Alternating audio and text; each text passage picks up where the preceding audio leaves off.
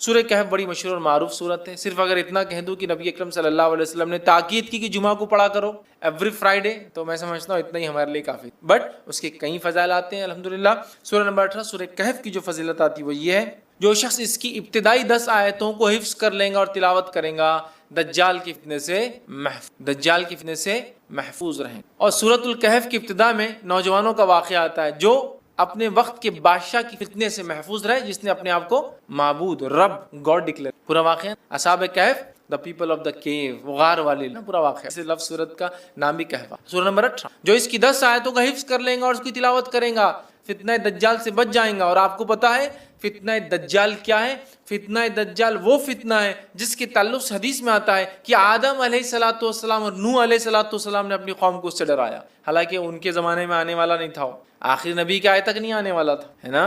اور آخری نبی کے دور میں بھی نہیں آنے والا تھا، ان کے امتیوں میں آنے والا تھا. اور وہ بھی ہر امتی پہ نہیں آنے والا تھا، جو زمانے کے آخر وقت میں رہیں گے، جو ایمان کے اعتبار سے بڑے کمزور ہوں گے، تو ان میں جو مضبوط ہوں گے وہ بچ جائیں گے. ٹیسٹ ہوگا ایک طرح سے، امتحان. تو فتنہ دجال کا فتنہ وہ فتنہ ہے کہ آدم علیہ السلام، نوح علیہ السلام نے، اور حدیث میں آتا ہر نبی نے اپنی قوم کو اس سے ڈرایا ہے. اور جب اللہ کے رسول صلی اللہ علیہ وسلم علامت قیامت بیان کی، حدیث میں آتا، راوی کہتے ہیں فجر کی نماز کے بعد نبی اکرم صلی اللہ علیہ وسلم نے کہا کہ میں تم سے نہ کہتا تھا دجال کے بارے میں، تمیمت داری جو کرسچن تھے، عیسائی تھے، وہ آج میرے پاس پہنچے ایک مہینے سفر کے بعد، اور انہوں نے مجھ سے ایک واقعہ بیان کیا. چونکہ وہ ایمان بھی لائے ہیں اس چیز کو دیکھنے کے بعد، اسلام قبول کر لیا ہے، اور انہوں نے دجال سے ملاقات کیا. میں نہ کہتا تھا تم سے. اور اس کے بعد نبی اکرم صلی اللہ علیہ وسلم سناتے گئے. راوی کہتے ظہر کا وقت آ گیا، ہم نے ظہر کی نماز پڑھی، پھر علامت قیامت آپ بتاتے گئے. عصر کا وقت آ گیا، ہم نے عصر کی نماز، پھر علامت قیامت بتاتے گئے. اور صحابہ کہتے ہیں جب پوری علامتیں آپ نے دن بھر میں بتا دی تو ہم اتنے خوف زدہ ہو گئے کہ کسی جھاڑی کے پاس سے جاتے ڈر لگنا، جھاڑ کے پاس سے ڈر لگتا کہ دجال نکل کے آنا جائے. اللہ اتنا ڈر، دجال اتنی خطرناک. اور اس سے سیفٹی کے لیے صرف 10 آیتیں یاد کریں، 10 جملے، 10 سینٹنسز یاد کر لو، محفوظ. اب آپ بولیں گے 10 جملے سے کیسا محفوظ سکتا ہے انسان؟ 10 جملے کے معنی اور مفاہیم. ابھی تو میں کہہ رہا ہوں نا، قیامت تک قرآن اپنے عجیب و غریب معجزے دکھاتا رہے گا. قرآن دیکھیے، ہر نبی کو اللہ نے قوم کے پاس بھیجا، قوم ایمان بغیر معجزے کے نہیں لائی، میراکل کے. تو اللہ تعالیٰ نے اب چونکہ نبی نہیں بھیجیں گا تو ایک ایسا معجزہ میراکل قرآن بھیج دیا ہے جو ہر دور میں اپنے آپ کو معجزہ ثابت کر کے رہیں گا، ہر ایج میں ثابت کریں گا. نبی اکرم صلی اللہ علیہ وسلم کے زمانے میں عربی اور لغت کا ایج تھا، شاعری کا ایج تھا، قرآن نے ثابت. اس کے بعد کے زمانوں میں فلسفوں کو لوگوں نے آگے کیا، قرآن نے ثابت. آج سائنس اور ٹیکنالوجی قرآن ثابت کرتا ہے، کل کوئی اور دور ہوگا قرآن وہاں بھی اپنے. تو اس کی 10 آیتیں سورۃ الکہف کی. صحیح مسلم کی روایت ہے، ابو درداء رضی اللہ عنہ فرماتے اور کہتے ہیں رسول اکرم صلی اللہ علیہ وسلم فرمایا جس نے سورہ کہف کی پہلی 10 آیتیں یاد کر لی وہ فتنہ دجال سے محفوظ کر لیا گیا. یاد کرو، سمجھو اس کو، اس کے معنی مفہوم پہ غور کرو، فتنہ دجال سے انشاءاللہ ہم بچ جائیں گے. ٹھیک ہے. اسی طرح جو ہے سورہ کہف کی آخری 10 آیت تلاوت کرنے والا فتنہ دجال سے محفوظ. پہلی 10 آیتیں یاد کرنے والا، آخری 10 آیتیں تلاوت کرنے والا محفوظ رہیں گے. یاد بھی کر لے، یاد کرنا ہے تو مسئلہ نہیں. اور کچھ علماء لکھتے ہیں ہو سکتا ہے دونوں سے فائدہ، واللہ عالم. چونکہ طبرانی کی روایت میں الفاظ اس طرح سے، ابو سعید خدری رضی اللہ عنہ راوی کہتے ہیں رسول اللہ صلی اللہ علیہ وسلم نے فرمایا جس نے سورۃ الکہف کو اس طرح پڑھی جس طرح نازل ہوئی تو وہ اس کے لیے قیامت کے روز نور ہوں گی. مکہ سے لے کر جس جگہ وہ رہتا وہاں تک کے لیے نور، انڈیا سے وہاں پڑھے تو وہاں تک اتنا بڑا نور رہے گا، جس جگہ سے مکہ تک اتنا بڑا نور ثابت ہوگا. اور جس نے سورہ کہف کی آخری 10 آیتیں پڑھی فتنہ دجال سے اس سے کوئی نقصان نہیں پہنچے گا. تو 10 آیتیں یاد کر لی تو بھی بچ گیا، آخری 10 آیتیں پڑھ لی تو ٹھیک ہے. اور میں بھی ہو سکتا دونوں بھی اس کا معنی ہو کہ پہلی بھی پڑھ لے، 10 بعد کی بھی پڑھ لے، انشاءاللہ انسان محفوظ. اسی طرح جمعہ کی روز سورہ کہف کی تلاوت کرنے والے کے 2 جمعوں کے درمیان ایک روشن نور ہوتا ہے. 2 جمعے کے درمیان روشن نور ہوتا ہے، یہ حاکم اور بیہقی کی روایت ہے. حضرت اسی طرح جو ہے سورہ کہف. السلام علیکم. سورہ کہف جو ہے اس کو پڑھنے کی کیا فضیلت ہے؟ بھائی نے سوال کیا کہ سورہ کہف کی کیا فضیلت ہے. دیکھیے سورہ کہف کو اگر انسان جمعے کے دن پڑھے تو اس جمعہ سے لے کر اگلے جمعہ تک سورہ کہف ایک نور جیسا اس کے لیے رہتا. دوسری فضیلت ہے سورہ کہف کی ابتدائی 10 آیتیں جو یاد کر لے وہ دجال کے فتنے سے محفوظ رہیں گا. تیسری ایک فضیلت ہے کہ جو سورہ کہف کی آخری 10 آیتوں کی تلاوت کرے انشاءاللہ وہ بھی دجال کے فتنے سے محفوظ رہیں. ٹھیک ہے. تو یہ سورۃ الکہف کی چند فضائل، اس کے علاوہ بھی آتے ہیں لیکن یہ چند فضائل. اس طرح ایک صحابی سورۃ الکہف ایک مرتبہ پڑھ رہے تھے، आसमान से एक रोशनी नाजिल हो रही थी, सहाबी ने रोक दी तिलावत, बाद में आपने फरमाया कि ऐसा मैंने देखा, तो कहा वो सकीनत थी, अगर तुम पढ़ते रहते तो तुम उसको उतरता हुआ देखते, मतलब फरिश्ते सकीनत लेकर आते हैं। तो सूरतुल कहफ के बहरहाल बड़े फ़ज़ाइल है, तो आप जुमा को कम से कम इसको पढ़ें। एक जुमा पढ़ने से दूसरे जुमा तक ये नूर जैसा चमकता है। दूसरा, इसकी 10 आयतों को याद कर ले इब्तिदाई, ये दज्जाल के फितने से महफूज रहने की वजह बनेगा। तीसरा, इसकी 10 आयतों को आखिरी तिलावत करें, इंशाअल्लाह इससे भी दज्जाल से इंसान महफूज रहेगा और इसके पढ़ने से सकीनत नाजिल होती। और अक्सर सूरतों की इब्तिदा में बिस्मिल्लाह पढ़ा जाता है, याद रखें। तो बिस्मिल्लाह से इंशाअल्लाह अज़ीज़ हम बात को अपनी शुरू करेंगे। तो आइए, सबसे पहली चीज़ जो है बिस्मिल्लाह, वैसे सूरतुल फातिहा बहरहाल उसका एक हिस्सा भी है, और इसके साथ साथ सूरह नमल जो है उसका भी बहरहाल एक हिस्सा है। बिस्मिल्लाह के ताल्लुक़ से याद रखिए, इसके इतने फ़ज़ाइल हैं कि मैं समझता हूँ कुरान की बाज़ आयतों के फ़ज़ाइल में से आधे फ़ज़ाइल तो इसी के हम देख सकते हैं। चूँकि कुरान की हर आयत की फ़जीलत और हर जुमला या लफ्ज़ की फ़जीलत तो नहीं मिलती है, लेकिन जो मिलती है उनमें से बिस्मिल्लाह की बहुत बहुत बहुत ज़्यादा फ़जीलत मिलती है। आइए चंद बातें हम देखते हैं। नबी अकरम सल्लल्लाहु अलैहि वसल्लम ने बिस्मिल्लाह के ताल्लुक़ से बयान किया, उसमें से एक जो इब्न माजा की रिवायत है, आप सल्लल्लाहु अलैहि वसल्लम फरमाते और कहते हैं कि जिस खाने को बिस्मिल्लाह रहमान रहीम पढ़कर जो है खाया जाए, इसमें बरकत पड़ जाती है। मतलब खाते वक्त इंसान बिस्मिल्लाह रहमान रहीम पढ़कर खाए तो उस खाने में अल्लाह ताला बरकत दे देता है। इब्न माजा की रिवायत है। और वहशी रज़ी अल्लाह अन्हु फरमाया, अल्लाह के रसूल सल्लल्लाहु अलैहि वसल्लम, हम खाना खाते हैं लेकिन सैर नहीं होते। खाना तो खाते हैं लेकिन सैर नहीं होते, मतलब मुतमईन नहीं होते खाने के बाद। तो आप सल्लल्लाहु अलैहि वसल्लम इरशाद फरमाया, शायद तुम लोग अलग अलग खाना खाते हो, मतलब तुम लोग अलग अलग बैठकर खाते हो। तो कहाँ ऐसे ही होता है? तो इन्होंने गर्ज किया, हाँ या रसूलुल्लाह सल्लल्लाहु अलैहि वसल्लम, हम अलग अलग खाते। तो आप सल्लल्लाहु अलैहि वसल्लम फरमाया और कहा, खाना इकट्ठे खाया करो, मतलब खाना खाते वक्त साथ मिलकर खाया करो, और इस पर अल्लाह का नाम लिया करो, और उस खाने पर अल्लाह का नाम बिस्मिल्लाह रहमान रहीम पढ़ा करो, तो तुम्हारे खाने में बरकत डाल दी जाएंगी। तो तुम्हारे खाने में बरकत डाल दी जाती है। तो लिहाजा हम अगर खाना खाते हैं तो कोशिश करें कि साथ खाएं, मिलकर खाएं, और मिलकर खाने के साथ साथ जो है जब बिस्मिल्लाह पढ़ेंगे हम तो अल्लाह ताला बरकत डाल देगा। और हम जब खाएंगे तो सैर होकर, मतलब मुतमईन होंगे खाने के बाद। वरना बहुत सारे लोग हम देखते हैं कभी खाने से मुतमईन नहीं होते, इसलिए कि हमेशा भूखे रहते हैं। वो इसलिए कि ना तो साथ खाते हैं, बल्कि आजकल का सिस्टम तो ये अलग अलग खाओ, इसलिए कि पता नहीं उसकी कितनी बीमारियां मुझे लग सकती है ना। ठीक है, कुछ बीमारियां हैं जो लग सकती है, लेकिन वो भी अल्लाह के हुक्म से लगेंगी ना। हर बीमारी के ताल्लुक से साइंस नहीं कहती लग जाती है। हाँ, कुछ है जो लगती है, कंटीजियस डिसीज जो एक दूसरे को लगती है, लेकिन वो भी हमारा अकीदा है, अल्लाह जिसको देना चाहता है देता है। एहतियाती तदाबीर अपनी जगह ज़रूरी है। नबी अकरम सल्लल्लाहु अलैहि वसल्लम ने खारिशी ऊँट को बगैर खारिश, खुजली वाले ऊँटों को बगैर खुजली वाले ऊँटों के बाड़े से अलग रखा। ये तो एहतियाती तदाबीर है, लेकिन उसके बावजूद अकीदा ये था कि बीमारी देने वाला अल्लाह है, याद रखें। तो साथ खाने के बड़े फजाइल याद रखें। नबी अकरम सल्लल्लाहु अलैहि वसल्लम सहाबा के ताल्लुक से आता है एक ही बर्तन में खाया करते थे, इसके बड़े फजाइल। ठीक है, तो साथ खाने के फजाइल है, और बिस्मिल्लाह पढ़ने से बरकत डाल दी जाती है। इसी तरह बिस्मिल्लाह की फजाइल में से एक फजीलत ये है कि नबी अकरम सल्लल्लाहु अलैहि वसल्लम ने अबू दाऊद की रिवायत फरमाया कि जिसने खाने से कबल बिस्मिल्लाह ना पढ़ी जाए, इस खाने में शैतान भी शरीक हो जाता है। और हदीस के अल्फाज देखिए, हुज़ैफा रज़ी अल्लाह अन्हु कहते हैं कि रसूलुल्लाह सल्लल्लाहु अलैहि वसल्लम ने फरमाया, जिस खाने पर बिस्मिल्लाह पढ़ी ना जाए उस खाने पर शैतान को इख्तियार हासिल हो जाता है। मतलब इंसान बिस्मिल्लाह ना पढ़े खाने के वक्त तो शैतान उसमें इख्तियार कर लेता है, मतलब जिसमें पढ़ा जाए तो उसका इख्तियार नहीं चलता, याद रखिए। तो खाने से पहले हम ज़रूर बिस्मिल्लाह पढ़ें। इसी तरह जो है रात को सोने से कब्ल दरवाज़ा बंद करने से पहले बिस्मिल्लाह पढ़ा जाए तो शैतान उस दरवाजे को खोल नहीं सकता। ठीक है, आइए हदीस के अल्फाज सुनिए। जाबिर रज़ी अल्लाह अन्हु फरमाते और कहते, रसूलुल्लाह सल्लल्लाहु अलैहि वसल्लम फरमाया, रात सोने से कब्ल बिस्मिल्लाह पढ़कर दरवाज़ा जो है बंद किया करो, क्योंकि बिस्मिल्लाह पढ़कर बंद किए गए दरवाजे शैतान खोल नहीं सकता। रात को सोने से पहले बिस्मिल्लाह पढ़कर दरवाजे बंद किया करो।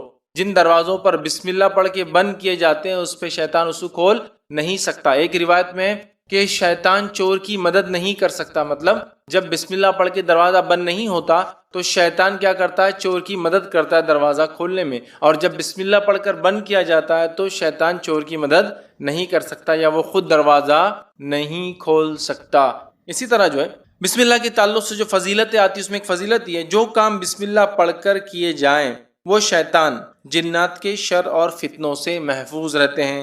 इसी तरह सोने से पहले घर के दरवाजे बंद करने से पहले, रोशनी बुझाने से पहले, बर्तन ढापने से पहले बिस्मिल्लाह पढ़ना चाहिए। दरवाज़ा बंद करना है, लाइट रोशनी बुझाना है, दिया बंद करना है, बर्तन ढाकना है, सबसे पहले क्या पढ़ना है, बिस्मिल्लाह। मैं अगर आम ज़बान में आपसे कहूँ तो बिस्मिल्लाह एक ऐसी मास्टर की है, जब कोई दुआ याद ना हो तो अल्लाह के नाम से लगा दे, काफ़ी, अल्लाह के नाम से लगा दे। आइए حدیث کے الفاظ سنیے. حدیث بخاری کی روایت ہے اور جابر رضی اللہ عنہ حدیث کو روایت کرتے ہیں کہ نبی اکرم صلی اللہ علیہ وسلم نے فرمایا جب رات کا اندھیرا چھا جائے تو اپنے بچوں کو گھروں میں روک لیا کرو. ٹھیک ہے, کیونکہ اس وقت شیاطین اور جن پھیل جاتے ہیں. جب اندھیرا ہوتا ہے مطلب دن اور رات ملتے ہیں, مغرب کا وقت شیطان پھیل جاتے ہیں تو بچوں کو اندر روک لینا چاہیے. اور جن پھیل جاتے ہیں عشاء سے کچھ دیر بعد بچوں کو چھوڑ دیا کرو. مطلب عشاء کے بعد پھر تم چھوڑ سکتے ہو, اس وقت کوئی مسئلہ نہیں, بچے محفوظ ہیں. گھر کا دروازہ بسم اللہ پڑھ کر بند کرو. چراغ کو بسم اللہ کہہ کر بجھاؤ. پانی کے برتن کو بسم اللہ کہہ کر ڈھانپ دو اور دوسرے برتن بھی بسم اللہ کہہ کر ڈھانپو. اگر برتن ڈھانپنے کے لیے کوئی ڈھکن نہ ہو تو کوئی چیز آڑی رکھ دو. کوئی چیز آڑی رکھ دو مطلب رات میں مغرب کے بعد بچوں کو اندر لے لینا چاہیے, عشاء کے بعد نکل سکتے ہو, کوئی مسئلہ نہیں انشاءاللہ.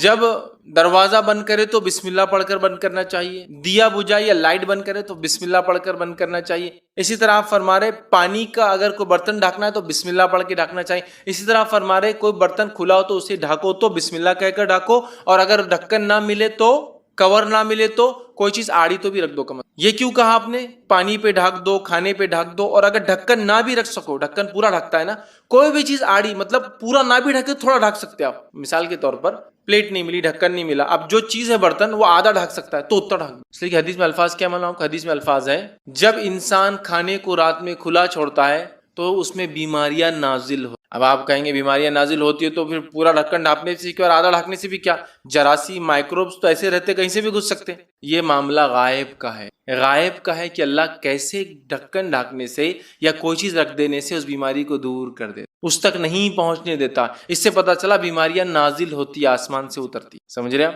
کبھی انسانوں کو سزا کے طور پر اور کبھی آزمائش ہو. سمجھ رہے بات, تو نازل ہوتی تو ڈھانکنا چاہیے, رات میں ڈھانکنا. اور ڈھانکتے وقت کیا پڑھنا چاہیے؟ بسم اللہ. کوئی پوری چیز ڈھانکنے کو نہ ملے تو کم از کم جو ملے ڈھانک دو, چاہے آدھا پون پاؤ کچھ تو بھی ڈھک جائے. اس لیے کہ جب کوئی چیز ڈھکی ہوتی ہے تو بیماری نازل نہیں ہوتی, نازل ہوتی ہے یہ اللہ کی طرف سے ہوتی ہے. یہ کیسے ہوتا ہے واللہ عالم, یہ غائب کا معاملہ. لیکن حدیث میں آ گیا, ہم نے مان لیا. تو آپ کچھ بھی کرنا ہے, دروازہ بند کر رہے بسم اللہ, کھانا کھا رہے بسم اللہ, ہاں لائٹ بند کر رہے بسم اللہ, چراغ بجھا رہے بسم اللہ, کھانے پہ ڈھانپ رہے بسم اللہ, پانی پہ ڈھانک رہے بسم اللہ, ہے نا. آپ دیکھیے, اور بسم اللہ اور بسم اللہ الرحمن الرحیم دونوں بھی پڑھ سکتے, کوئی مسئلہ نہیں. مطلب یاد رکھ, بسم اللہ کہہ کر بھی کر سکتے, بسم اللہ الرحمن الرحیم بھی پڑھ سکتے. علماء کے دونوں اقوال ہے, مطلب اس سمجھ جو علماء کی دونوں ہے کہ دونوں بھی کیا جا سکتا ہے. چونکہ اکثر بسم اللہ آتا ہے تو کچھ نے کہا صرف بسم اللہ پڑھنا ہے, اور کچھ نے کہا بسم اللہ آتا ہے مطلب بسم اللہ الرحمن الرحیم پورا پڑھنا ہے. جیسا قل هو اللہ احد پڑھ لیا کرو, مطلب قل هو اللہ احد اللہ الصمد لم یلد ولم یولد ولم یکن له کفوا احد, پورا سورہ مراد ہے. گھر سے نکلتے وقت بسم اللہ پڑھنے والے کی رہنمائی کی جاتی ہے. گھر سے نکلتے وقت بسم اللہ پڑھنے والے سے شیطان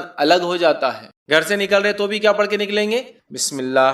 آئیے حدیث کے الفاظ, ابو داؤد کی روایت ہے, انس بن مالک رضی اللہ عنہ فرماتے ہیں رسول اللہ صلی اللہ علیہ وسلم نے فرمایا جب آدمی اپنے گھر سے نکلتا ہے اور یہ دعا پڑھتا ہے بسم اللہ توکلت علی اللہ لا حول ولا قوۃ الا باللہ, جب یہ دعا پڑھ کے نکلتا ہے کہ اللہ کے نام سے نکلتا ہوں, اللہ پر بھروسہ کرتا ہوں, گناہ سے بچنے کی طاقت اور نیکی کے حصول کی قوت اللہ کی توفیق کے بغیر کسی میں نہیں, یہ اس کا ترجمہ تھا. جب یہ پڑھ کے نکلتا ہے اس وقت اس کے حق میں یہ بات کہی جاتی ہے سارے کاموں میں تیری رہنمائی کی گئی, تو کفایت کیا گیا. سارے کاموں میں اب جو تو گھر سے نکل کے کرے گا تیری رہنمائی کی گئی, تو کفایت, تیرے لیے یہ چیز یہ دعا کافی ہو گئی, کفایت کر گئی. ہر طرح کی برائی اور خسارے سے تو بچا لیا گیا. بس شیطان اس سے الگ ہو جاتا ہے. اب شیطان کو کچھ باقی نہیں رہتا, شیطان اس سے الگ ہو جاتا ہے. اور دوسرا شیطان اس سے کہتا ہے تم اس شخص پر کیسے مسلط ہو سکتے ہو جس کی رہنمائی کی گئی, جس کی کفایت کی گئی ہے. شیطان کو دوسرا شیطان بولتا اب اس پہ تم کنٹرول نہیں حاصل کر سکتے ہو چونکہ اس کی کفایت کی گئی, اس کی رہنمائی کی گئی ہے, تو بسم اللہ پڑھ کر گھر سے نکلنا چاہیے. یاد رکھیں. اسی طرح جامع ترمذی کی روایت ہے بسم اللہ کہنے سے شیطان ابن آدم کی شرمگاہ نہیں دیکھ سکتا. ٹھیک ہے, آئیے حدیث کا الفاظ سنیے. جامع ترمذی کی روایت ہے بسم اللہ کہنے سے شیطان ابن آدم کی شرمگاہ نہیں دیکھ سکتا. حدیث کے الفاظ اس طرح سے, علی رضی اللہ عنہ فرماتے ہیں رسول اللہ صلی اللہ علیہ وسلم نے فرمایا بسم اللہ کہنا جنات کی آنکھوں اور بنی آدم مطلب انسان کی اولاد, مرد ہو یا عورت ہو, کی شرمگاہ کے درمیان پردہ بن جاتا ہے. جب انسان بسم اللہ پڑھتا ہے تو شیطان اور ابن آدم کی شرمگاہ کے بیچ میں بسم اللہ پردہ بن جاتا ہے. ہے نا. اور شیطان ایسے وقتوں میں جب انسان کپڑے اتارتا ہے اس کو تاڑتا ہے، اس کو ستاتا ہے، اس کو تکلیف دینے کی پوری کوشش کرتا ہے. اس لیے حدیث میں آتا ہے کہ جب بیت الخلاء جاؤ تو دعا پڑھ کر جاؤ، ہے نا. دعا اس کی کہ اللہ میں خبث اور خبائث جو خبیث قسم کی بدترین مرد اور عورت ان میں ہیں ان سے پناہ مانگتا ہوں. اللہم انی اعوذ بک من الخبث والخبائث. ٹھیک ہے، میل اور فیمیل دونوں جن اور جنات جو برے ہوتے ہیں ان سے میں اللہ تیری پناہ چاہتا ہوں. سمجھ رہے بات کو؟ تو بہرحال بسم اللہ پڑھنے سے ابن آدم کی شرم کا انسان نہیں دیکھ سکتا. ٹھیک ہے، بسم اللہ پڑھنے سے انسان شیطان کے حملے سے محفوظ ہو جاتا ہے.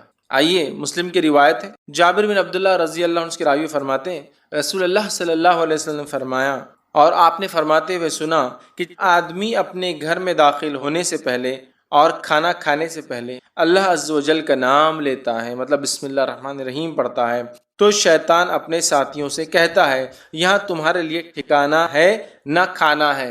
جب آدمی گھر میں جا رہا ہے بسم اللہ پڑھ کے جا رہا ہے، بسم اللہ پڑھ کے کھا رہا ہے، شیطان بولتا ہے نہ آج رہنے کی جگہ ہے نہ آج یہاں کھانے کی جگہ ہے تمہارے، اپنے ساتھیوں کو بولتا ہے. اور جب آدمی اللہ کا نام لیے بغیر داخل ہوتا ہے تو شیطان کہتا ہے تمہارے لیے رہنے کی جگہ ہو گئی ہے. اور جب آدمی کھانا کھاتے وقت بسم اللہ نہیں کہتا تو شیطان کہتا تمہارے لیے کھانے کا انتظام بھی ہو گیا ہے. سمجھ رہا؟ تو انسان اگر کھانا کھاتے بسم اللہ نہ پڑھے شیطان بولتا کھانے کا انتظام ہوگا. بسم اللہ پڑھ کر گھر میں نہ داخل ہو تو شیطان کہتا رہنے کا انتظام ہوگا. بسم اللہ پڑھ کے داخل تو لیکن کھاتے وقت نہ پڑھے تو کہتا ہے آج رہنے کا نہیں ہوا لیکن کھانے کا ہو گیا. بسم اللہ پڑھ کے داخل تو ہوا انسان لیکن کھانا کھاتے نہیں پڑھا تو کہتا کھانے کا ہو گیا رہنے کا نہیں ہوا. مطلب بسم اللہ کھانے سے پہلے، دروازہ بند کرنے سے پہلے، اٹھنے سے پہلے، کپڑے بدلنے سے پہلے یا آدمی کپڑے اتار رہا ہے اس وقت بسم اللہ کہنا چاہیے، تو شیطان دیکھ نہیں سکتا، انسان شیطان سے مکمل محفوظ رہتا ہے. اسی طرح ہم بستری سے قبل بسم اللہ پڑھنے والے میاں بیوی کی اولاد شیطان کے شر سے محفوظ رہتی ہے. اور نبی اکرم صلی اللہ علیہ وسلم فرماتے ہیں، صحیح بخاری اور صحیح مسلم کی روایت، آپ نے فرمایا رکھا، عبداللہ بن عباس رضی اللہ عنہ کے راوی فرماتے ہیں رسول اللہ صلی اللہ علیہ وسلم فرمایا جب لوگوں میں سے کوئی اپنی بیوی کے پاس آنے کا ارادہ کرے تو یوں کہے بسم اللہ اللہم جنبنا الشیطان و جنب الشیطان ما رزقتنا. وہ یوں کہے جس کا ترجمہ ہے اللہ کے نام سے اے اللہ ہمیں شیطان سے دور رکھ اور اس اولاد سے بھی شیطان کو دور رکھ جو تو ہمیں عطا فرمائے. بس اگر اس نے ہم بستری کے دوران اس کی قسمت میں اولاد لکھی تھی، مطلب اس ہم بستری سے اگر اس کی قسمت میں اولاد لکھی تھی تو آپ فرماتے تو شیطان اسے کبھی ضر نہیں پہنچائیں گا، نقصان نہیں پہنچائیں گا. تو دعا ہمیں سکھا دی، تو ہم بستری سے پہلے، دروازہ کھولنے سے پہلے، دروازہ بند کرنے سے پہلے، کھانے سے پہلے، چراغ بجھانے سے پہلے، لائٹ بند کرنے سے پہلے، لباس بدلنے سے پہلے. اسی طرح حدیث میں آتا ہے وضو سے پہلے بسم اللہ پڑھو، اس لیے کہ اس کا وضو نہیں جس نے بسم اللہ نہیں پڑھا، مطلب بہت ضروری، بڑا اہم ہے. وہاں بسم اللہ آ گیا تو گویا بسم اللہ، قرآن سے پہلے ہم بسم اللہ پڑھتے اللہ کے نام سے، گویا ہر کام کو اللہ رب العزت کے نام سے ہمیں شروع کرنا چاہیے. اس کی بڑی فضیلت ہے، یاد رکھیں. ٹھیک ہے، اسی طرح جو ہے ناگہانی آفت، اللہ ایسی چیز جو ایکسپیکٹ نہیں کیے تھے آپ نے، کوئی آفت آ گئی پر بسم اللہ پڑھی جائے تو اللہ سکینت نازل فرما دیتا ہے. اس لیے میں نے کہا بسم اللہ ماسٹر کی ہے، ایک ایسی دعا ہے کہ کچھ نہ آئے تو یہ کر لیجیے آپ. ٹھیک، آئیے الفاظ سنیے. یہ جو ہے سنن نسائی کی روایت ہے اور جابر بن عبداللہ رضی اللہ عنہ کے راوی فرماتے ہیں کہ غزوہ احد کے روز نبی اکرم صلی اللہ علیہ وسلم جو ہے 12 انصاریوں کے ساتھ الگ تھلگ رہ گئے تھے. اس میں طلحہ بن عبید اللہ رضی اللہ عنہ بھی شامل تھے. مشرکوں نے ان کا گھیراؤ کر لیا. آپ صلی اللہ علیہ وسلم ان کی طرف پلٹتے ہوئے فرمایا ان لوگوں سے کون نپٹیں گا؟ حضرت طلحہ رضی اللہ عنہ نے عرض کیا کہ میں ان سے نپٹوں گا. چنانچہ طلحہ رضی اللہ عنہ نے تنہا 11 آدمیوں کے برابر قتال کیا، مطلب 11 آدمیوں سے انہوں نے اکیلے لڑا. ٹھیک ہے، اور قتال کیا، حتیٰ کہ آپ کے ہاتھ پر مشرک کی تلوار کی ایسی ضرب لگی، مطلب وہ لڑتے لڑتے ایک مشرک نے ایسی تلوار ماری کہ طلحہ رضی اللہ عنہ کی انگلیاں کٹ گئی، جس ہاتھ میں تلوار تھی وہ انگلیاں کٹ گئی، اور ان کے منہ سے سی کی آواز، انگلیاں کٹ گئی تو آواز نکلی، آدمی تکلیف، تو سی کی آواز نکلی. رسول اللہ صلی اللہ علیہ وسلم نے ارشاد فرمایا اگر تو بسم اللہ کہتا، اگر تو سی کے بدلے اللہ کا ذکر کرتا، بسم اللہ کہتا، تو فرشتے تجھے اوپر اٹھا لیتے حتیٰ کہ یہ لوگ بھی دیکھتے. ٹھیک ہے، اس کے بعد اللہ تعالیٰ نے مشرکوں کو ناکام کر دیا. تو آپ نے ان کی اس تکلیف پہ فرمایا کہ اگر تو اس تکلیف کی آواز میں کی جگہ بسم اللہ پڑھ لیتا تو فرشتے تجھے اٹھا لیتے اور سارے لوگ دیکھ سکتے. تکلیف، مصیبت، پریشانی ہے نا، انگلیاں کٹ گئی، ایسی تکلیف آئی جس کا ایکسپیکٹیشن نہیں تھا، تکلیف نہیں تو بسم اللہ. بچہ گرا آپ کا، بسم اللہ. آپ گر گئے، بسم اللہ. ہر جگہ، ہر، اس لیے ماسٹر کی ہے، مطلب ایسی چابی جس سے ہر دروازہ کھلتا ہے نا، ویسی دعا ہے. ہر چیز کچھ مصیبت، پریشانی، مشکل، کوئی کام شروع کرنا ہے، کوئی کام ختم کرنا ہے، کوئی چیز کھل رہی ہے، کوئی چیز بند ہو رہی ہے، ہر جگہ بسم اللہ، اللہ کے نام سے، چونکہ اللہ کا نام بے انتہا برکت ہے، کوئی انتہا، کوئی لمٹ نہیں، لمٹ لیس جو اس کے نام میں برکت ہے. ٹھیک ہے، تو اس کو ہم اپنا معمول بنا لیں، بسم اللہ بسم اللہ بسم اللہ کہنے کی ایک عادت ڈالے، یاد رکھ. ٹھیک ہے، تو بسم اللہ کے ویسے بڑے بڑے فضائل ہیں. میں نے یہاں کچھ ہی رکھے، یاد رکھی، اور بھی ہے، وقت نہیں کہ میں ساری چیزوں کو بسم اللہ کی اور کیا کیا فضائل آتے رکھوں، لیکن میں سمجھتا ہوں بہت سارے رکھ دیا. بسم اللہ کی اہمیت پتہ چل گئی. بسم اللہ بڑی اہم چیز ہے. بہت سارے لوگ پوچھتے ہیں کیا ہم دوا کھائے تو بھی بسم اللہ پڑھیں، اس لیے کہ بسم اللہ سے تو برکت آ جاتی ہے. تو بہت سے لوگ بسم اللہ نہیں پڑھ کے دوا کھاتے ہیں، تو نہیں، بسم اللہ پڑھ کے تو بیماری میں برکت آ جائیں گی. لیکن اگر تھوڑا عقل سے بھی سوچے تو دوا بیماری کے لیے کھاتے یا شفا کے لیے کھاتے؟ شفا کے لیے. تو برکت دوا میں آئیں گی یا بیماری میں آئیں گی؟ دوا میں آئیں گی. لیکن کیسا لوگ پتہ نہیں، بہت سے لوگ میں جانتا ہوں، بلکہ اکثر لوگ بولتے ہیں دوا کھاتے ہو بسم اللہ نہیں پڑھنا، اس لیے کہ اس سے برکت آ جاتی تو بیماری میں برکت آ جائیں گی. ارے میرے بھائی، دوا تم بیماری کے لیے کھا رہے ہو، لیکن دوا بیماری کو ہٹانے کے لیے کھا رہے ہو، تو دوا میں برکت آئیں گی یا بیماری میں؟ دوا میں. پتہ نہیں لوگ اتنے انتہائی پیدل کیسے ہوتے ہیں اور ایسی کیسی بے خوفیاں کرتے ہیں. اور شریعت میں اپنے دماغ ہر چیز کھاؤ تو بسم اللہ، ہر چیز پیو تو بسم اللہ. تو دوا بھی کھاتے ہو تو بیماری کے اگینسٹ کھاتے ہو، بیماری کے رد میں کھاتے ہو، بیماری ختم کرنے کھاتے ہو، تو بیماری میں کیسے برکت ہوں گی؟ دوا میں جب بسم اللہ پڑھا جائے گا تو دوا میں اللہ شفا میں برکت دیں گا، بیماری کو ختم کریں گا. عجیب و غریب لوگ کرتے ہیں. تو بہرحال دوا کھاتے وقت بھی بسم اللہ پڑھ، سمجھ رہا؟ اس لیے کہ اللہ کا نام بے انتہا بابرکت ہے. اور ہو سکتا ہے بڑی معمولی دوا بھی اللہ کے نام سے کھائی جائے تو انسان شفایاب ہو جائے، چونکہ رب کا نام لیا. اور بڑی بھاری دوا بھی کھا لے، رب کا نام نہ لیا تو شفا نہ نصیب ہوتا ہے. ٹھیک ہے، بسم اللہ کو اپنا ہم معمول بنا لے ہر کام سے پہلے. جب بڑوں کو بچے بسم اللہ پڑھتے ہوئے دیکھیں گے انشاءاللہ وہ بھی اس کے عادی ہو جائیں گے. چلیے آگے بڑھتے ہیں، دوسرے جو ہے آیت کی طرف چلتے ہیں. کہ دوسری وہ آیت جس کی فضیلت ہے وہ ہے سورہ بقرہ سورہ نمبر 2 کی آیت نمبر 156 کا ایک حصہ، جس میں اللہ نے فرمایا اِنَّ لِلَّهِ وَإِنَّ إِلَيْهِ راجعون. پوری تفصیلات بہرحال آپ جانتے ہیں. اللہ رب العزت قرآن کے اندر جو ہے یہ بڑی مشہور اور معروف آیت ہے 155 156 157 سورہ بقرہ کی. ٹھیک ہے، اس میں یہ وبشر الصابرین، اور اللہ فرماتا ہے صبر کرنے والوں کو بشارت دے دو. الذین اذا اصابتهم مصیبۃ قالوا انا للہ وانا الیہ راجعون، کہ ان لوگوں کو خوشخبری سنا دو جب ان پہ کوئی مصیبت یا پریشانی آتی ہے تو وہ کیا کہتے ہیں؟ ہم اللہ کی طرف سے آئے ہیں اور اللہ کی طرف لوٹ کر ہمیں جانا ہے. اولئک علیہم صلوات من ربہم ورحمہ، انہی کے لیے اپنے رب کے طرف سے جو ہے صلوات ہے، درود ہے، اور ان کے لیے فضل ہے اور رحم ہے. وَأُولَئِكَ هُمُ الْمُهْتَدُونَ، اور یہی لوگ ہدایت یافتہ ہیں. تو اِنَّ لِلَّهِ وَإِنَّ إِلَيْهِ راجعون کی بڑی بڑی فضیلت ہے. یہ ہر چیز کے گمنے پر، ہر چیز کے کھونے پر، کسی چیز کے چلے جانے پر، کسی چیز کے نہ ملنے پر، ایسی چیز جس سے انسان کو ایسا نقصان ہو، کسی نقصان کے لیے یہ تمام چیزوں کے لیے پڑھی جاتی ہے. یہ کوئی پرٹیکولر دعا نہیں کہ کوئی مر جائے تو اس کو پڑھا جائے. اس لیے کہ ہوتا ہے ہمارے پاس، ہمارے ہندوستان کے ماحول میں ہم دیکھتے ہیں علم کی کمی کی بنیاد پر لوگ صرف کوئی مرتا ہے تو یہ جملہ پڑھتے ہیں اِنَّ لِلَّهِ وَإِنَّا إِلَيْهِ راجعون. اس کے علاوہ یہ جملہ کبھی پڑھا نہیں جاتا ہے نا. اور اگر کوئی بولے کہ وہ صاحب بیمار ہو گئے اور بولے اِنَّ لِلَّهِ وَإِنَّا إِلَيْهِ راجعون، تو بولتے پاگل ہو گئے کیا، مرا تھوڑی ابھی وہ زندہ ہے، تم تو یار ابھی سے وہ کر رہے، تم تو وارث بھی نہیں ہے، تم کو کیا فائدہ ہو رہا اس کے مرنے سے؟ ارے بھائی، صحت چلی گئی، بیماری آ گئی، چونکہ صحت چلی گئی اِنَّ لِلَّهِ وَإِنَّا، چیز گم گئی اِنَّ لِلَّهِ وَإِنَّا إِلَيْهِ راجعون، چیز نہیں مل رہی اِنَّ لِلَّهِ وَإِنَّا إِلَيْهِ راجعون، کوئی نقصان ہوگا اِنَّ لِلَّهِ وَإِنَّا إِلَيْهِ راجعون. ہم اللہ کی طرف سے آئے اور ہمیں لوٹ کر اللہ کی طرف ہی جانا. سمجھ رہے آپ؟ یہ بڑی اہم چیز ہے، بہت اہم چیز، لیکن ہم اتنی معمولی چیز کو نہیں سمجھ پاتے. اللہ ہم پہ رحم کر. اِنَّ لِلَّهِ وَإِنَّا إِلَيْهِ راجعون کا اپنا معمول بنا لیں. کوئی مصیبت، کوئی پریشانی، کوئی بیماری، کوئی تکلیف، کوئی چیز کھونا، کوئی چیز گمنا، کوئی چیز نہ ملنا، سب پہ پڑھیے اِنَّ لِلَّهِ وَإِنَّا إِلَيْهِ راجعون. کہ تو اللہ نے کہا اور فرمایا وَبَشِّرِ الصَّابِرِينَ، صبر کرنے والے کو بشارت دے دو. اب جن جن چیزوں پر صبر ہوتا ہے ان چیزوں پر اِنَّ لِلَّهِ وَإِنَّا إِلَيْهِ راجعون پڑھا جا سکتا ہے.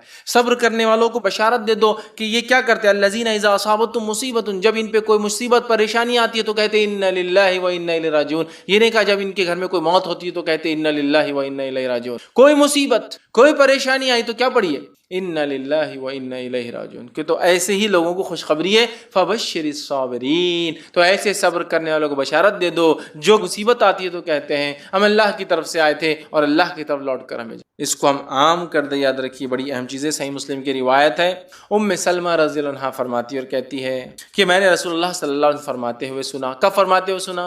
جب اللہ کے رسول صلی اللہ علیہ وسلم ان کے شوہر کا انتقال، ابو سلمہ کا انتقال ہوتا ہے، آپ صلی اللہ علیہ وسلم گھر پہنچتے ہیں، ابو سلمہ کی آنکھیں کھلی ہے، انتقال ہو چکا ہے، نبی اکرم صلی اللہ علیہ وسلم آنکھوں کو بند کرتے ہیں اور بند کر کے کہتے ہیں کہ جب انسان مر جاتا ہے، روح نکلتی ہے، پیر سے شروع ہوتی ہے نا، تو جب نکل جاتی ہے تو آنکھیں اس کا پیچھا کرتی، اس کو دیکھتی ہے، لہٰذا انتقال کے بعد آنکھیں بند کر دینی۔ تو آپ نے بند کیا اور فرمایا جب کسی مسلمان کو مصیبت پہنچتی، پھر دیکھیے حدیث میں جب کسی مسلمان کا کوئی مرتا ہی نہیں کہا، جب کسی مسلمانوں کو مصیبت، پریشانی، تکلیف، دکھ، ڈپریشن، کچھ بھی ہو، گم گئی کوئی چیز، نہیں مل رہی کوئی چیز، کھو گئی کوئی چیز، سمجھ رہے آپ، مصیبت پہنچتی ہے اور وہ اللہ عز و جل کے حکم کردہ کلمات، وہ اللہ عز و جل کی حکم کردہ جس کا حکم اللہ نے دیا، فبشر الصابرین، صبر کرنے والوں کو بشارت دے دو، ٹھیک ہے، الذین اذا اصابتهم مصیبت، جب ان پہ کوئی مصیبت آتی ہے تو کیا کرتے ہیں، انا للہ و انا الیہ راجعون، کوئی مصیبت پہنچتی ہے تو اللہ عز و جل کے حکم کردہ کلمات کو ادا کرتا ہے،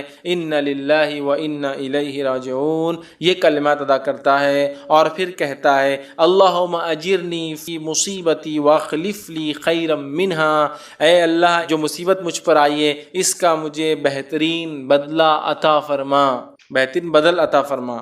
تو یہ جب پڑھتا ہے کوئی شخص، جس کا ترجمہ دیکھیے اس کا پڑھتا، ہم اللہ کے لیے ہیں اور ہم اسی کی طرف پلٹ کر جائیں گے، یا اللہ مجھے اس مصیبت کا بدلہ اور ثواب عطا فرما اور اس سے بہتر عطا فرما، کہے تو اللہ تعالیٰ اس سے بہتر چیز عطا فرما دیتا ہے۔ جب کوئی مصیبت ہو جائے اور کوئی کہے انا للہ و انا الیہ راجعون تو اللہ تعالیٰ کوئی بہتر چیز اسے عطا کر دیتا ہے، سمجھ رہے بات کو؟ ابو ام سلمہ رضی اللہ عنہ فرماتی، آگے اس حدیث کے اندر اور اس میں وضاحت نہیں، دوسرے واقعے میں آتا ہے، انہوں نے یہ کلمات پڑھے، انہوں نے یہ کلمات پڑھ لی جب اللہ کے رسول صلی اللہ علیہ وسلم کہتے ہوئے سن، ٹھیک ہے، اور پھر کہتی جب میرے شوہر کے انتقال ہونے کے بعد میں نے عدت گزار لی تب مجھے نبی اکرم صلی اللہ علیہ وسلم کا پیغام آ گیا اور انہوں نے ان کے شوہر کے انتقال پر پڑھا تھا انا للہ و انا الیہ راجعون، اے اللہ اس مصیبت کا مجھے بدلہ اور اس سے اچھا بدلہ عطا فرما۔ اب وہ انتظار کر رہی تھی اس سے اچھا کیا ملے گا ابو سلمہ سے۔ ابو سلمہ جو ہے ان کی بڑے فضائل ہے، یاد رکھیے بہت جلیل القدر صحابہ میں سے ہے اور یہ سب سے پہلے ہجرت کرنے والے لوگوں میں سے، بدری صحابہ میں سے۔ اب یہ سوچ رہی تھی اس سے اچھا کیا ہو سکتا ہے دنیا میں شوہر کے اعتبار سے، تو اللہ کے رسول صلی اللہ علیہ وسلم کا پیغام آیا جس سے اچھا کچھ بھی نہیں ہے نا، جس سے اچھا کچھ بھی نہیں ہو سکتا ہے۔ پھر انہی کا ایک واقعہ ہے، اب نکاح ہو گیا اللہ کے رسول صلی اللہ علیہ وسلم سے، ایک مرتبہ خیال آیا ابو سلمہ بھی مسلمان، بڑے جلیل القدر صحابی، اللہ کے رسول صلی اللہ علیہ وسلم تو نبی، اب میں جنت میں جاؤں گی تو کس شوہر کے ساتھ رہوں گی، دونوں مسلمان، تو ایک خیال آیا لیکن شرم آئی، پوچھنے کو جھجک ہوئی، تو ایک مرتبہ ایسا پوچھا اللہ کے رسول اگر ایک خاتون کے ایک سے زیادہ شوہر رہے ہو اور سب ایمان والے رہے ہو تو جنت میں کس کے ساتھ رہیں گی، سمجھ رہے آپ؟ تو اللہ کے رسول صلی اللہ علیہ وسلم فرمایا جس کے اخلاق اچھے ہوں گے وہ اس کے ساتھ، ان کو بڑا تعجب ہوا، اخلاق؟ تو کہا ہاں اخلاق بڑی اہم چیز، اچھے اخلاق ہوں، ٹھیک ہے، تو اب یہ مطمئن ہو گئی کہ یہ کس کے ساتھ رہیں گی، اللہ کے رسول صلی اللہ علیہ وسلم، سمجھ رہا؟ تو پھر انا للہ و انا الیہ، یہ بڑا اہم کلمہ ہے، بڑا اہم جملہ ہے، بڑی اہم چیز ہے۔ ہر مصیبت، تکلیف، پریشانی، کوئی چیز کھو جائے، کوئی مر جائے، کوئی چیز نہ ملے، کوئی نقصان ہو جائے، کچھ بھی ہو، اینی تھنگ، کوئی بھی چیز جس کو مصیبت میں آپ شامل کرو یا جس پہ آپ کو صبر کرنا پڑے، تب کیا پڑھ لو، للہ، کوئی چیز چوری ہو گئی، للہ و انا الیہ، کوئی چیز نہیں مل رہی، انا للہ، کوئی چیز گم گئی، انا للہ و انا الیہ راجعون، کوئی مر گیا، انا للہ و انا الیہ راجعون، کوئی بیمار ہو گیا، انا للہ و انا الیہ راجعون، کچھ بھی ہو، ٹھیک ہے، تو بڑا افضل کلمہ ہے، یاد رکھ، ٹھیک ہے، اس آیت کا حصہ تھا۔ اب آئیے اسی طرح سورہ بقرہ سورہ نمبر 2 آیت نمبر 163 کا جو آیت ہے اس کی فضیلت میں بات جو آتی ہے، وَإِلَٰهُكُمْ إِلَٰهٌ وَاحِدٌ لَا إِلَٰهَ إِلَّا هُوَ الرَّحْمَٰنُ الرَّحِيمُ، یہ آیت کے تعلق سے جو فضائل آتے ہیں وہ یہ ہیں۔ جامع ترمذی کی روایت ہے، اسماء بنت یزید رضی اللہ عنہا فرماتی اور کہتی ہیں کہ نبی اکرم صلی اللہ علیہ وسلم نے فرمایا اور کہا اسم اعظم ان 2 آیتوں میں ہیں، اسم اعظم اللہ تعالیٰ کے بڑے نام ان 2 آیتوں میں ہیں۔ پھر آپ نے پڑھا وَإِلَٰهُكُمْ إِلَٰهٌ وَاحِدٌ لَا إِلَٰهَ إِلَّا هُوَ الرَّحْمَٰنُ الرَّحِيمُ، ٹھیک ہے، اور تمہارا الہ تو بس ایک ہی ہے، اس کے علاوہ کوئی الہ معبود لائق عبادت کوئی نہیں، وہ بہت مہربان اور رحم کرنے والا ہے۔ پھر فرمایا، اور اس آیت میں 2 آیتوں میں ہے اسم اعظم، دوسری آیت کون سی، سورہ آل عمران کی آیت نمبر 1 اور 2 آپ نے فرمایا، اور سورہ آل عمران کی ابتدائی آیت یعنی الف لام میم اللہ لا الہ الا هو الحی القیوم. یہ آیت میں آپ نے فرمایا اس میں اللہ کے اسم اعظم ہیں، بڑے نام ہیں. ٹھیک ہے، اور اس کی فضیلت میں آتا ہے کہ اسم اعظم ان دو آیتوں میں ہیں، یہ دو آیتوں کو پڑھنا چاہیے. اور ایک روایت میں اسم اعظم جس دعا میں لگا دی جائے اللہ اس دعا کو رد نہیں کرتا. الحی القیوم رحمان اور رحیم، ٹھیک ہے، یہ اسم اعظم ہے. یاد رکھیں ان دونوں آیتوں میں اسم اعظم آتے اللہ کے. تو ایک میں آیا رحمان اور رحیم آیا، دوسری میں حی اور قیوم آیا. یاد رکھیں. اسی طرح ایک اور آیت کے تعلق سورہ بقرہ سورہ نمبر 2 آیت نمبر 201 کے تعلق سے آتا ہے. یاد رکھیے جو بڑی مشہور اور معروف آیت ہے، ربنا آتنا فی الدنیا حسنۃ وفی الآخرۃ حسنۃ وقنا عذاب النار. اس کے تعلق سے آتا ہے. اور انس بن مالک رضی اللہ عنہ فرماتے اور کہتے ہیں، یہ متفق علیہ، صحیح بخاری اور صحیح مسلم کی روایت. آپ نے فرمایا رسول اکرم صلی اللہ علیہ وسلم کی اکثر دعا یہ ہوتی تھی، موسٹ آف دا ٹائم آپ یہ دعا کرتے تھے. کیا دعا؟ یا اللہ ہمیں دنیا میں بھلائی عطا فرما، ربنا آتنا فی الدنیا حسنۃ، اور آخرت میں بھی بھلائی عطا فرما، بالآخرۃ حسنۃ، اور ہمیں آنکھ کے عذاب سے بچا، وقنا عذاب النار. اکثر دعا نبی اکرم صلی اللہ علیہ وسلم کی یہ ہوا کرتی. ہمیں بھی چاہیے کہ ہم بہت زیادہ کثرت سے اس دعا کو کریں جس دعا کو ہمارے نبی جو ہے کثرت سے کیا کرتے تھے. ربنا آتنا فی الدنیا حسنۃ وفی الآخرۃ حسنۃ وقنا عذاب النار. دنیا کی خیر علم و عمل کے اعتبار سے، آخرت کی خیر جنت کے اعتبار سے، جہنم سے نجات، آنکھ کے عذاب سے نجات. تو یہ بڑی اہم دعا ہے، یاد رکھیے. اسی طرح سورہ بقرہ سورہ نمبر 2 آیت نمبر 255 آیت الکرسی جس کو ہم کہتے ہیں. آیت الکرسی کی بھی بڑی فضیلت ہے، یاد رکھیے. بہت بہت بہت بہت بہت بہت بہت زیادہ فضیلت ہے، اسی کوئی انتہا نہیں. میں سمجھتا ہوں پورے فضائل میں رکھ بھی نہیں پاؤں گا، مختصری رکھوں گا. سب بسم اللہ کے مختصر کا اس کے مختصری رکھوں گا. آیت الکرسی قرآن مجید کی تمام آیتوں میں اعلیٰ اور افضل ہے. آیت الکرسی قرآن مجید کی تمام آیتوں میں اعلیٰ اور افضل ہے. بہت بڑی فضیلت ہے. آئیے صحیح مسلم کی روایت ہے، ابی بن کعب رضی اللہ عنہ فرماتے اور کہتے ہیں رسول اللہ صلی اللہ علیہ وسلم نے فرمایا، کیا تجھے معلوم ہے کہ کتاب اللہ میں سے تمہارے پاس کون سی آیت سب سے افضل ہے؟ کیا تمہیں معلوم ہے کہ کتاب اللہ میں سے کون سی آیت سب سے افضل ہے؟ تو میں نے عرض کیا اللہ اور اس کے رسول ہی بہتر جانتے ہیں، مجھے تو نہیں پتا.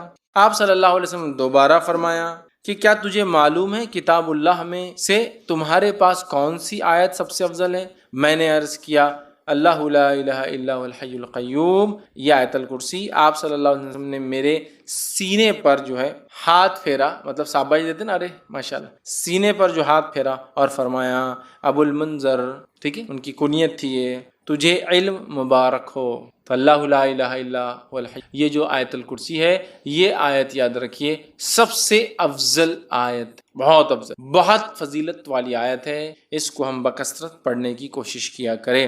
اسی طرح جو ہے ایک روایت میں آتا ہے، یہ ابو داؤد کی روایت ہے، رسول اللہ صلی اللہ علیہ وسلم صفا مسجد نبوی سے متصل مہاجرین کی رہائش گاہ، مطلب ایک جگہ تھی، وہاں تشریف لائے. تو ایک آدمی نے آپ صلی اللہ علیہ وسلم پوچھا، یا رسول اللہ صلی اللہ علیہ وسلم قرآن مجید میں سب سے زیادہ بڑی اور عظمت والی آیت کون سی ہے؟ آپ صلی اللہ علیہ وسلم فرمایا اللہ لا الہ الا هو الحی القیوم. آیت الکرسی آپ نے بیان کی. یہ سب سے فضیلت والی، عظمت والی بڑی آیت ہے، یاد رکھیں. اسی طرح سونے سے پہلے آیت الکرسی پڑھنے والے کے لیے اللہ تعالیٰ کی طرف سے ایک فرشتہ مقرر کیا جاتا ہے جو چوری، ڈاکہ اور دیگر نقصانات سے اس کی حفاظت کرتا ہے، نیز شیطان کی بری حرکتوں مثلاً وساوس، جادو، اسی طرح اس کی آصف زدگی اور اس کے خوف سے بھی انسان محفوظ رہتا ہے. اتنے سارے فائدے ہیں. یقیناً یہ روایت ابو ہریرہ رضی اللہ عنہ کی بڑی مشہور اور معروف روایت ہے، صحیح مسلم میں اور دیگر کتب میں آتی ہے. میں اب پوری تفصیلات نہیں رکھتا ہوں، بس مختصر آپ کو واقعہ، چونکہ حدیث بہت لمبی ہے. ہوا یہ کہ ابو ہریرہ رضی اللہ عنہ کو آپ نے جو زکوٰۃ کی کھجوریں تھی اس کے اوپر جو اپوائنٹ کیا، آپ وہاں تھے، رات میں ایک شخص آیا کھجوریں چرا رہا تھا، آپ نے پکڑا، کہا اللہ کے رسول صلی اللہ علیہ وسلم کا پیش کروں گا. اس نے کہا کہ میرے بیوی بچے بڑے بھوکے پیاسے تھے، میں مجبور تھا اس لیے لے جا رہا ہوں، میں کل نہیں آؤں گا. کہا ٹھیک ہے کل نہیں آنا، چھوڑ دیا. صبح ہوئی، اللہ کے رسول صلی اللہ علیہ وسلم سے کہا اللہ کے رسول ایک شخص آیا تھا کھجور چرا رہا تھا، میں نے پکڑا، پھر کہا بیوی بچے میں نے چھوڑ دیا. اللہ کے رسول صلی اللہ علیہ وسلم فرمایا آج پھر آئیں گا وہ. یہ کہتے جب اللہ کے رسول صلی اللہ علیہ وسلم کہہ دیا آج آئیں گا تو میں تو اب تیار ہو گئی، آج تو نہیں چھوڑ. پھر آیا وہ کھجوریں چرا رہا تھا، آپ نے پکڑا، کہا آج تو اللہ کے رسول صلی اللہ علیہ وسلم بارگاہ میں حاضر کروں گا اور تم کو، چونکہ تم کھجور چرائے تھے زکوٰۃ کے. کہا نہیں میرے بیوی بچے بھوکے تھے، یہ تھے وہ تھے، بڑا اس نے رونا رویا، ان کو رحم آیا، پھر چھوڑ. صبح ہوئی، اللہ کے رسول صلی اللہ علیہ وسلم فجر نے پوچھا کیا ہوا ابو ہریرہ تمہارے قیدی کا؟ کہاں جایا تھا؟ کہا کہاں ہے؟ پھر تو کہا آج بھی چھوڑ دیا میں نے. لیکن اس نے کہا کل نہیں آئیں گا، تو کہا آج بھی آئیں گا. یہ کہتے وہ اب میں نے سوچ لیا آج تو اس کو نہیں جانا. پھر وہ کہتے میں نے رات میں پورا مستعدی کے ساتھ میں کھڑا تھا, پھر وہ آیا, آتے ہی میں نے کھجور چرا پکڑا, کہا آج تو تجھے لے کر ہی جاؤں گا, یہ تھرڈ ٹائم ہے, 2 ٹائم تو معاف کر دیں. کہا ٹھیک ہے تم مجھے چھوڑ دو, میں تمہیں ایک ایسی خیر کی بات بتاؤں گا جس دعا کو تم اگر رات پڑھ لو سونے سے پہلے تو ایک فرشتہ صبح تک تمہاری حفاظت کریں گا. اب چونکہ صحابہ خیر کے متلاشی اور خیر کے بہت زیادہ وہ تھے, حریص تھے, خیر کا کوئی چیز دے رہا ہے رات میں پڑھنے سے فرشتہ, کہا ٹھیک ہے بولو چھوڑ دوں گا. تو کہا اگر تم آیت الکرسی پڑھ لو تو ایک فرشتہ تمہارے شیطان سے صبح تک حفاظت کریں گا. صبح ہوئی, نبی اکرم صلی اللہ علیہ وسلم کا ابو ہریرہ کیا ہوا کل قیدی کا؟ کہا پھر آیا تھا. کہا کہاں ہے پھر؟ تو کہا چھوڑ دیا. تو کہا کیا کہا؟ تو کہا اس لیے چھوڑ دیا کہ اس نے مجھے ایک دعا سکھائی. اور اس نے کہا آپ صلی اللہ علیہ وسلم فرمایا کیا دعا سکھائی؟ تو اس نے کہا جو شخص رات سوتے وقت آیت الکرسی پڑھ کر سوئیں گا تو ایک فرشتہ صبح تک اس کی فجر تک حفاظت کریں گا. ابو ہریرہ یہ بات اس نے سچ کہی, حالانکہ وہ اکثر جھوٹ ہی بولتا ہے. کیا تم جانتے ہو وہ کون تھا جو تمہارے پاس 3 دن سے قید میں آ رہا تھا, پکڑا جا رہا تھا؟ تو کہا اللہ اور اس کے رسول ہی بہتر جانتے ہیں. تو کہا وہ شیطان. کون تھا؟ وہ شیطان تھا. ٹھیک ہے, لیکن اس نے یہ بات سچ, ٹھیک ہے, یہ بات سچ کہی. تو یہاں بھی پتہ چلا. اسی طرح ہر فرض نماز کے بعد آیت الکرسی پڑھنا جنت میں جانے کا باعث ہے. پتہ چلا جن شیطان سے محفوظ رہتا ہے ایک فرشتہ حفاظت کرتا ہے. اسی طرح ایک فضیلت اور آتی ہے, ہر نماز کی بات پڑھنے سے کیا ہوتا ہے؟ جنت میں جانے کا باعث ہوتا ہے. حدیث کے الفاظ سنیے آپ کس طرح سے, اور یہ امام نسائی نے جو اپنی کتاب جو عمل الیوم واللیل کے اندر دن اور رات کے اعمال کے اندر نقل کیا, اور وہ فرماتے ابو امامہ رضی اللہ عنہ فرماتے اور کہتے ہیں کہ اللہ کے رسول صلی اللہ علیہ وسلم فرمایا جس نے ہر فرض نماز کے بعد آیت الکرسی پڑھی اس کے اور جنت کے داخل ہونے کے درمیان موت کے علاوہ کوئی رکاوٹ نہیں. مر جائے تو سیدھا جنت میں جائیں گا. لیکن یہ آیت الکرسی پڑھنا ہے. آیت الکرسی کو سر پہ ہاتھ رکھ کے پڑھنا لفظ نہیں. بہت سے لوگ آیت الکرسی پڑھتے ہیں لیکن ایسے ہاتھ رکھتے ہیں سر پر پیشانی, پھر ہاتھ کو زمین پہ رکھتے ہیں, کبھی یہ ہاتھ کو یوں رکھتے ہیں, پتہ نہیں کیا اس کی وجہ ہے, اور پھر پڑھتے ہیں. یہ ثابت نہیں ہے, لیکن آیت الکرسی پڑھنا ثابت ہے. ٹھیک ہے, یہ بڑی افضل, بڑی برکت, فضیلت, قدر اور منزلت والی آیت ہے جس کو آیت الکرسی سورہ بقرہ سورہ نمبر 2 کی آیت نمبر 255 نمبر. چلیے آگے بڑھتے ہیں. اسی طرح وہ آیت جس کی فضیلت ثابت ہے اس میں ہے سورہ بقرہ سورہ نمبر 2 کی آیت نمبر 285 اور 286, 285 اینڈ 286 یاد رکھیں. اس کی بڑی فضیلت ثابت ہے, بڑی فضیلت. ایک فضیلت اس کی تو یہ ثابت ہے کہ نبی اکرم صلی اللہ علیہ وسلم جب آسمانی سفر آپ کو کرایا گیا جس کو ہم کیا کہتے ہیں معراج, تو معراج میں آپ کو جو تحفے ملے ان تحفوں میں سے ایک تحفہ تھا نماز 5 وقت کی, دوسرا تحفہ تھا یہ 2 آیتیں اللہ کے رسول صلی اللہ علیہ وسلم کو سیدھے دی گئی بغیر فرشتوں. یہ 2 آیتیں وہاں ملی تھی آپ کو, کہاں؟ معراج. بہرحال سورۃ البقرہ کی آخری 2 آیتوں کی فضیلت یاد رکھیے. رات سونے سے پہلے سورہ بقرہ کی آخری 2 آیتیں پڑھنے والا ہر آفت سے محفوظ رہتا ہے, ہر آفت سے محفوظ رہتا ہے. بخاری کی روایت ہے, ابو مسعود رضی اللہ عنہ فرماتے اور کہتے ہیں نبی اکرم صلی اللہ علیہ وسلم فرمایا جس نے رات کے وقت سونے سے پہلے سورۃ البقرہ کی آخری 2 آیتیں پڑھ لی وہ اس کے لیے کافی ہوں گی, وہ اس کے لیے کافی ہو جائیں گے. دوسری روایت میں فرمایا آپ نے سورہ بقرہ کی آخری 2 آیتیں جادو کا اثر ختم کرنے کی زبردست تاثیر رکھتی ہے. اسی طرح فرمایا جس گھر میں مسلسل 3 راتوں تک سورہ بقرہ کی آخری 2 آیتیں پڑھی جائے شیطان اس گھر سے جو ہے بھاگ جاتا ہے یا اس کے قریب نہیں آتا ہے. حدیث کے الفاظ سنیے, جامع ترمذی کی روایت ہے.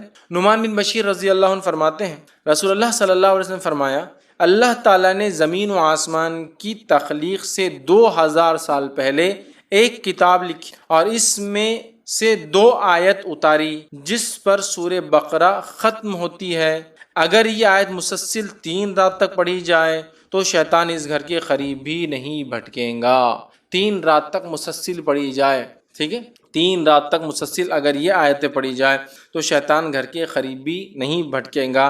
آمن الرسول بما انزل الیہ من ربہ والمؤمنون کل آمن باللہ وملائکتہ وکتبہ ورسلہ. بہرحال پورا اس کے بعد کا سلسلہ ہے, اور اس کے بعد کی لا یکلف اللہ نفسا الا وسعہا, یہ 286. دونوں کو پڑھا جائے تو شیطان داخل نہیں ہوتا.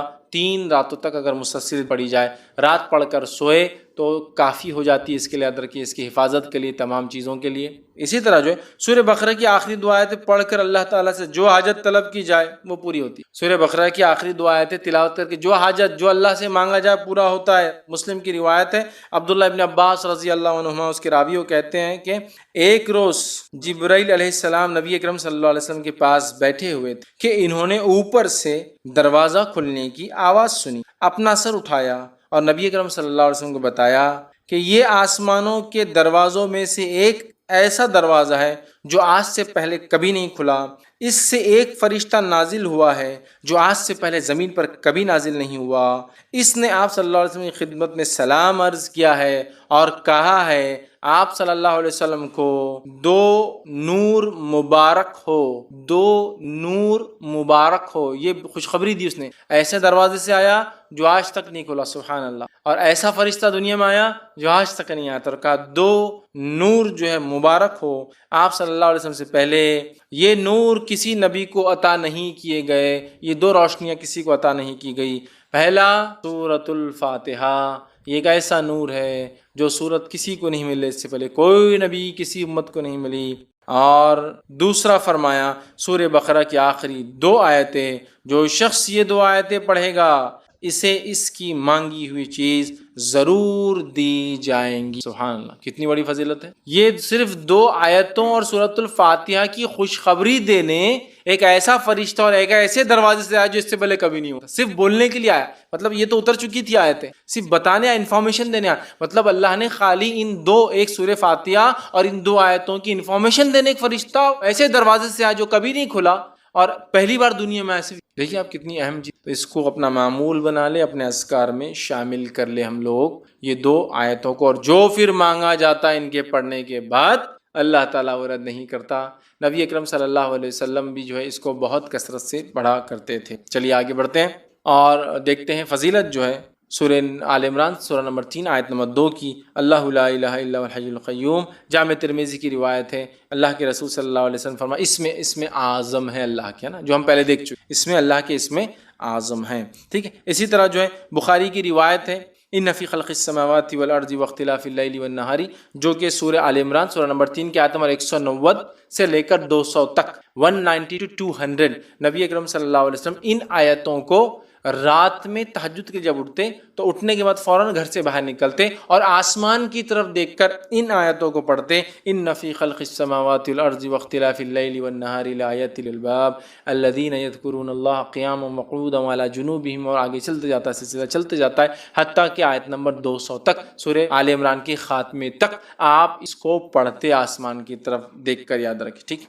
بخاری کی روایت ہے، آسمان کی طرف دیکھ کر آپ ان آیتوں کو پڑھتے۔ عبداللہ ابن عباس رضی اللہ عنہ اس کے راویوں کہتے ہیں میں اللہ کے رسول صلی اللہ علیہ وسلم سے ایک رات سویا تھا، آپ رات تہجد کے لیے اٹھتے ہی آپ باہر نکلے، آسمان کی طرف دیکھا اور ان آیتوں کو آپ نے تلاوت کیا۔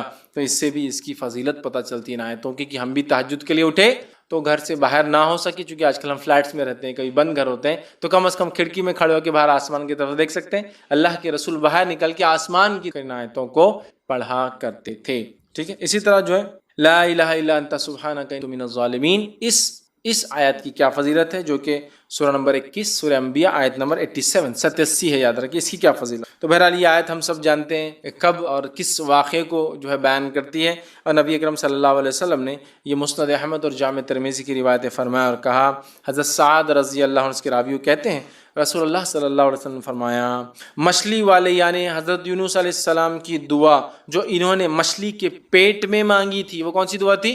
وہ یہی دعا تھی، لا الہ الا انت سبحانک انی من الظالمین۔ آپ نے فرمایا پیٹ میں مانگی تھی، تیرے جو ہے سوا کوئی الہ نہیں، لا الہ الا انت، جس کا ترجمہ تیرے سوا کوئی الہ نہیں، تو ہر خطا سے پاک ہے، میں ظالموں میں سے ہوں، کے واسطے سے جب بھی کوئی مسلمان دعا کرتا ہے اللہ تعالیٰ اسے قبول فرما۔ جب بھی کوئی آدمی ان جملوں کے ساتھ دعا کرتا ہے، لا الہ الا انت سبحانک انی کنت من الظالمین، اور پھر کوئی دعا کرتا ہے، اللہ تعالیٰ اس دعا کو قبول فرما لیتا ہے۔ اس کو عام زبان میں لوگ جو ہے بہت سارے ناموں سے اس آیت کو جلالی آیت، کمالی آیت اور پتہ نہیں کیا کیا اس کو نام دیتے ہیں، اور اس کے لیے مجلسیں سجائی جاتی ہے نا، لوگ جمع ہوتے ہیں اور 1.25 لاکھ مرتبہ اس کو لا الہ الا انت سبحانہ پڑھا جاتا ہے، پھر پڑھ کر ایصال بخش دیا جاتا ہے وغیرہ۔ یہ تمام چیزیں ثابت نہیں ہیں، اپنی زندگی میں اپنے زبان سے الفاظ ادا کیجئے اور اللہ سے دعا کیجئے۔ یاد رکھیے مرنے کے بعد ایصال کرنا، ایسا بیٹھ کر ان آیتوں کو پڑھ کے مجلس سے سجانا، یہ سنت سے بہرحال ثابت نہیں، ہاں یہ ثابت ہے آیت، لیکن یہ تمام چیزیں ثابت ہیں، ٹھیک ہے۔ چلیے آگے بڑھتے ہیں، سورہ نمبر 57 جو کہ سورہ حدید ہے، اس کی آیت نمبر 3 کے تعلق سے آتی ہے، هو الاول والآخر والظاہر والباطن وهو بكل شيء علیم۔ اس آیت کی فضیلت کے تعلق سے آتا ہے، ابو داؤد کی روایت ہے، عبداللہ بن عباس رضی اللہ عنہما اس کے راویوں فرماتے اور کہتے ہیں، جب تو اپنے دل میں تھکاوٹ محسوس کرے تو یہ آیت تلاوت کرو، هو الاول والآخر والظاہر والباطن وهو بكل شيء علیم. تو وہی اول ہے، وہی آخر ہے، وہی ظاہر ہے، وہی باطن ہے، اور وہی ہر چیز کا علم رکھنے والا ہے. اگر یہ کوئی غم، کوئی مشکل، کوئی ڈپریشن ہو تو اس آیت کو دل میں انسان جو ہے پڑھا کرے. ٹھیک.